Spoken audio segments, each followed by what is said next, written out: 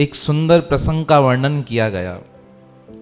कहा एक सेठ जी थे, उन्होंने जंगल का ठेका ले लिया लकड़ियों का। अब जा रहे थे जंगल की ओर तो एक मंदिर दिखाई दिया। विचार करने लगे, अगर मुझे इसमें प्रॉफिट हुआ, लाभ हुआ, तो भगवान ये 10% आपका। जिस प्रकार हम मन में विचार करते हैं ना कि प्रभु हमको फायदा दो, तो हम क्या करेंगे, आपको भी धन निकाल कर देंगे। अब है सब किसका, भगवान का। और भगवान को क्या कहते हैं कि हमको दो तो हम क्या करेंगे। भगवान कोई गरीब है क्या, भगवान के पास कोई कमी है, पर हमारा स्वभाव है। पर अच्छी बात है, सद्गुरु स्वामी शांति प्रकाश महाराज जी कहते थे, जिसे धन में लाभ नहीं मिल रहा हो ना, वो भगवान को साझेदार बना दे। अब भगवान साझेदार बन गए व्यापार में तो नुकसान कभी पड़ेगा ही नहीं। बहुत लोगों को स्वामी जी समझाते थे, बताते थे कि अपना हिस्सेदार बना दो। किसे, परमात्मा को। अब सेठ ने कहा महाराज अगर फायदा हुआ तो 10% आपका। भगवान शंकर के मंदिर के बाहर से गुजर गया। अब व्यापार किया, लकड़ियां बेची और इस बार 5,000 का फायदा पड़ा। अब 5,000 का फायदा पड़ा, 10% कितना हुआ, 500 रुपये हुए ना। अब सेठ जी बड़े कंजूस थे, नाम था पलटदास। क्या था, पलटदास। अब सेठ ने विचार किया 500 रुपये फायदा किसे देना है, भगवान को। अब भगवान के पास जाने को तैयार हुए घर से। अब पैसे निकाले, बहुत कंजूस, हद से ज़्यादा, रो रो के हाथ में पैसे पकड़े। उस समय चांदी के सिक्के चलते थे। चांदी के सिक्कों को उठाया तो हाथ में पसीना आ गया। अब पसीना आया तो सेठ ने क्या कल्पना की कि ये मेरे बेटे हैं, बच्चे हैं, रो रहे हैं।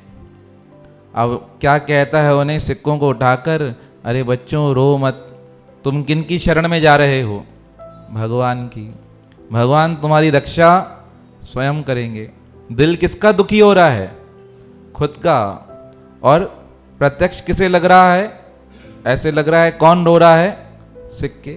कंजूसों के हाथ से पैसे निकलाना बहुत बड़ी बात है, बहुत कठिन काम है। भगवान ही करा सकते हैं, और कोई तो करा भी नहीं सकता।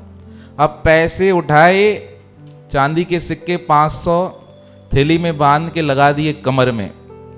रास्ते पर निकल रहे थे और विचार किया कि कितना देना है, 500 का। 500 क्यों दें, भगवान ने थोड़ी मांगे हैं, ये तो मैं क्या कर रहा हूं, अपनी श्रद्धा से दे रहा हूं।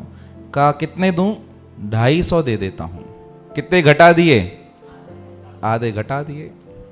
कहा भगवान ने थोड़ी मांगे थे, ये तो मैंने कल्पना की थी और किसी ने सुना भी नहीं था। अब निकाल दिए 250 अलग। मंदिर तक पहुंचा, विचार किया 250 भी क्यों देने हैं। हम भी ऐसा करते हैं ना, बोलकर क्या करते हैं, मुकर जाते हैं। इसका परिणाम शास्त्रों में आया है, बताएंगे कभी। तो अब उसने विचार किया 250 भी क्यों देने हैं, कितने देता हूं, 125। कहा 125 मैं खुद कार्य में लगा दूंगा अच्छे। ये बहुत बड़ा चक्कर है, बहुत बड़ा चक्कर है। अपने हाथों से लगाना और दूसरे के हाथों से कराने में दिन रात का फर्क होता है। और दान का भाव जब मन में आ जाए ना, तुरंत कर देना चाहिए। आप सबने महाभारत का इतिहास सुना है ना। युधिष्ठिर जी बैठे थे, एक व्यक्ति आया, कहा गरीब हूं, दान दो, दान दो। तो सैनिक ने कहा अभी युधिष्ठिर जी व्यस्त हैं, कल आना, अभी नहीं दे सकते। उन्होंने कहा है कल देंगे। अब भीम ने बहुत जोर से नगाड़ा बजाना चालू किया। ये अपने पूज्य गुरुदेव स्वामी भगत प्रकाश महाराज जी बताते हैं बात। कहा भीम ने बहुत जोर से नगाड़े बजाने चालू किए। सारी सभा एकत्रित हो गई। क्या हुआ, युद्ध चल रहा है, लड़ाई चल रही है, हुआ क्या, इस प्रकार नगाड़े बज रहे हैं। सब आए भीम के पास, युधिष्ठिर जी भी आए। कहा भीम हुआ क्या, इतना जोर से नगाड़े बजा रहे हो, कौन सी विजय प्राप्त हुई है। कहा भैया आपने विजय प्राप्त की है। कहा कौन सी। कहा लोगों को पता नहीं है कि कब मौत हो जाए, और आपको पता है कि कल तक आप क्या रहेंगे, जीवित रहेंगे। कहा हुआ क्या? कहा आपने उस गरीब को कहा है कल आना पैसे दोगे? कहा हाँ बोला है। कहा कल तक आपको भरोसा है कि आप जियोगे? युधिष्ठिर जी के नेत्र खुल गए। कहा भीम तुमने हमारे क्या कर दिए? आंखें खोल दी। यहाँ मौत का भरोसा नहीं, किसी पल भी आ जाए। और हम क्या करते हैं? बड़े बड़े भरोसे देते हैं। अब सेठ जी के मन में आया, पर विचार बदलता गया। उस समय तत्क्षण अगर चढ़ा देते तो क्या होता? कल्याण होता। अब 500 से कहां तक आ गए? 125 तक। मंदिर की सीढ़ियों पर पैर रखा तो बहुत सारे लोग जा रहे थे मंदिर में। सबके हाथ में था 2 अगरबत्ती और 1 नारियल। सबसे पूछा ये क्या कर रहे हो? कहा यहाँ की परंपरा है, जिसके मन की इच्छा पूरी हो जाती है ना, वो यहाँ 2 अगरबत्ती जलाता है और 1 नारियल लगता है। सेठ जी ने कहा इस दुनिया में मुझसे बड़ा महामूर्ख कोई है ही नहीं। यहाँ लोगों का नारियल से काम हो रहा है और मैं क्या कर रहा हूँ? डोडे चटनी से काम हो रहा है और हम क्या कर रहे हैं? समझ जाओ आप सब।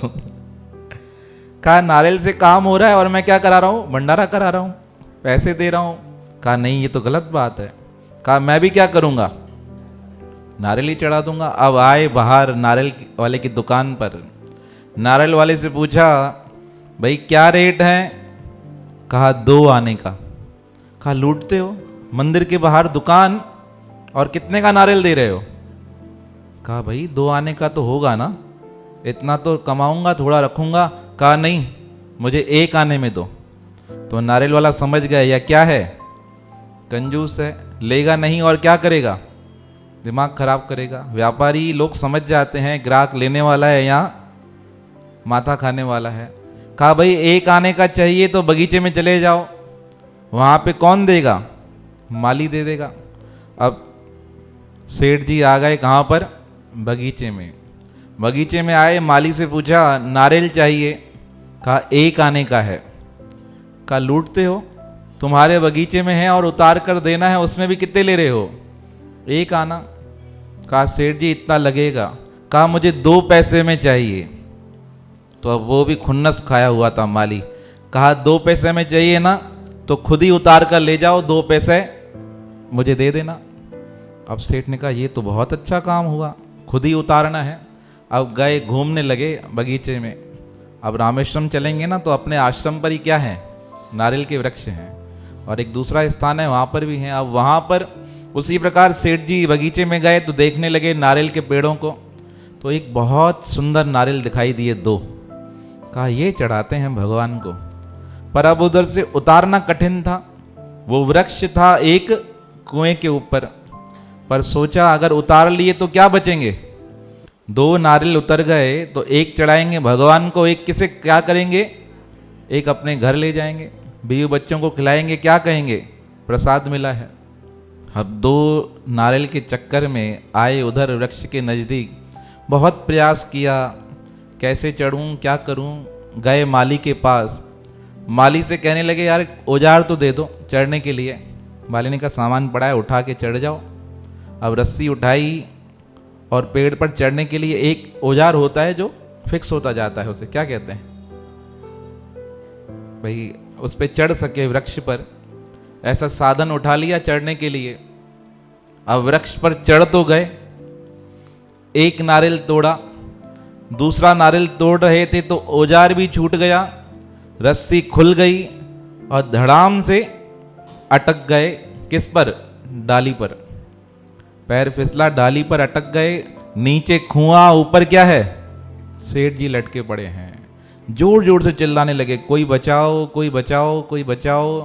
पर बगीचे में कोई था ही नहीं।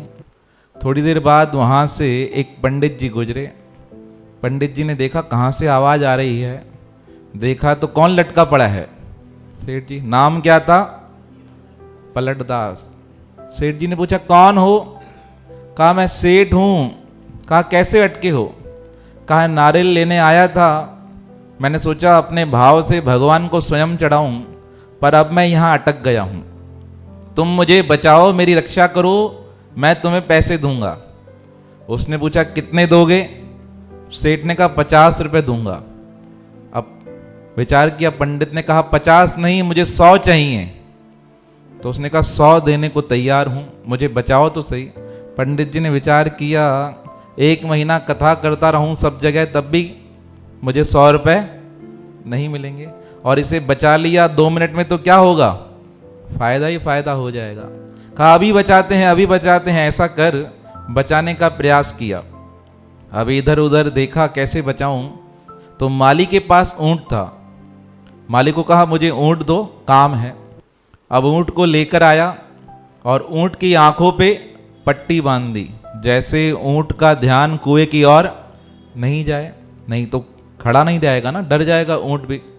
अब ऊंट का सहारा लेकर पंडित जी क्या करने लगे, बचाने लगे सेठ जी को। अब जैसे ही सेठ जी को बचा रहे थे, प्रयास कर रहे थे, जोर से हवा का झोंका आया। हवा का झोंका आया और ऊंट के आंखों से पट्टी हट गई। अब पट्टी हटी तो ऊंट वहां से भाग गया। सेठ जी जब तक बचाते बचाते सेठ जी का हाथ छूटने लगा पेड़ से, और क्या कर लिया उन्होंने, पंडित जी ने सेठ जी के पांव पकड़ लिए।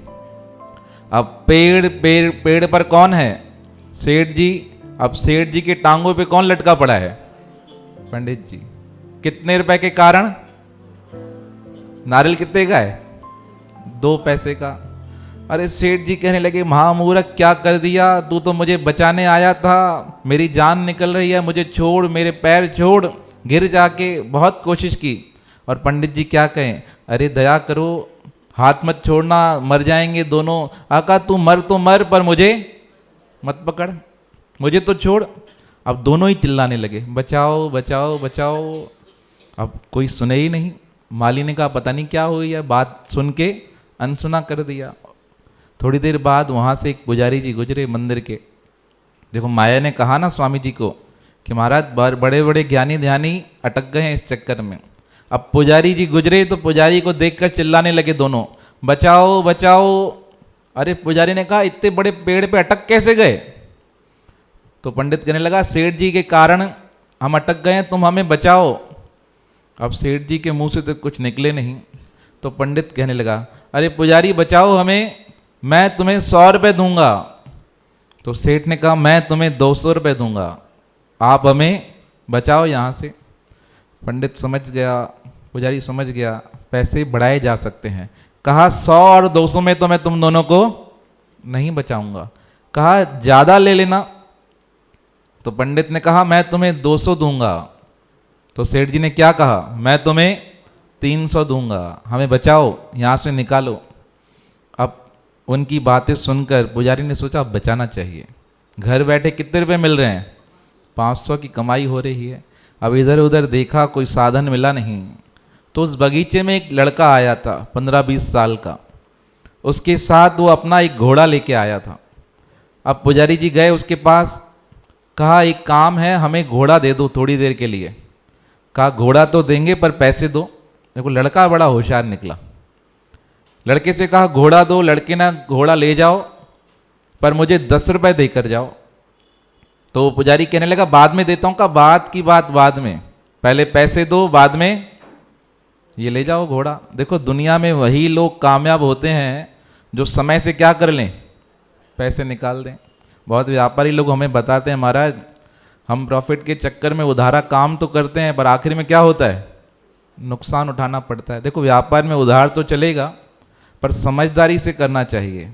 अपनी लिमिट से बाहर उधार दे दिया और उधार ले लिया तो क्या होगा, जितना कमाया होता है क्या हो जाता है, बराबर हो जाता है। अब लड़का होशियार था, कहा कैश पे काम करते हैं, पैसे दो और घोड़ा ले जाओ।